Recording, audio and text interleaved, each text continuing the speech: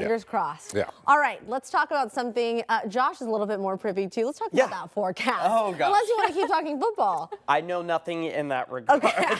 So we'll switch gears to weather. And that's, where the cloud coverage is widespread. Temperatures well above average for the middle of December. Yeah, 60 degrees even after the sun has set, as a few of those splash and dash showers make their way across our area. All right, breaking records out towards the state capitol today. Tying a record for us right here in the heart of the Rose City at 60 degrees from those afternoon highs earlier today. Not much has changed this evening as the mid to upper 50s and low 60s reside still across our area. After our rain gauges managed to fill up to just a couple of 1/100ths of an inch here across the Willamette Valley, closer to that quarter-inch mark along the coast. And these numbers, they will continue to climb as our next batch of rain is already pushing its way through the Pacific Northwest, all influenced by our latest atmospheric river. We'll zoom in and give you a closer look at the shoreline. You can see the active rain and wind that is currently coming down in places like Seaside. That is expected to become more widespread through the overnight hours. The National Weather Service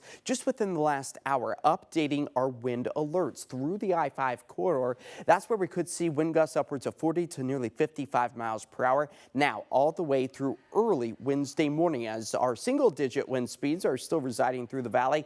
That won't be the case as we move our way through the rest of the night. Look, just past midnight, expecting gusts to near 40 miles per hour and the breezy conditions taking us well into tomorrow. So for tonight, we do have an elevated high chance of rolling power outages because of downed tree limbs and maybe even downed trees themselves, as those winds are expected to howl later tonight. All as the atmospheric river continues to push the flow of moisture here across the Pacific Ocean, expecting to really make bullseye with us come Thursday. And that's why the National Weather Service has a flood watch in effect from Wednesday evening all the way through Friday night. Urban flooding, so things like parking lots and streets, likely going to be filling up with widespread water. And the areas that have already been prone to flooding, say just last week with our latest atmospheric river, expected to do just the same. You can see the copious amounts of wet weather piling up close to almost 4 inches for us by the end of the day on Friday for the I-5 corridor.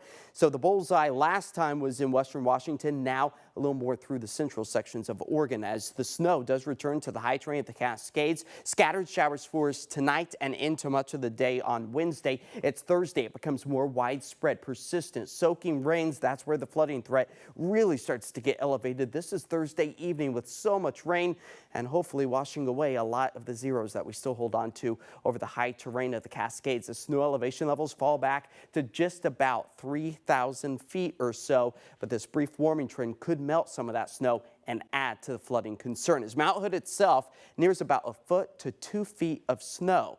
Now, speaking of snow, maybe some of your weather apps on your phone are starting to hint at maybe some of a wintry mix come Christmas Eve, Christmas Day. I'm no Scrooge, but I think it's just too soon to tell if that will actually come to fruition, especially as we trend slightly on the warmer side over the next 2 weeks or so. But for tonight, the third night of Hanukkah, 43 degrees. It will be wet and windy tomorrow. Also, those scattered showers with temperatures cooling back to the low 50s as Thursday is a KOIN 6 weather alert due to the threat of landslides, more urban and stream flooding of potential as we slowly cool things back by the weekend. Winter starts on Sunday, and it's finally going to start to feel like December with those highs in the upper 40s. Yeah, I'm not leaving my house without a rain jacket for at least a week. Good idea. With you guys. All right. We'll be right back.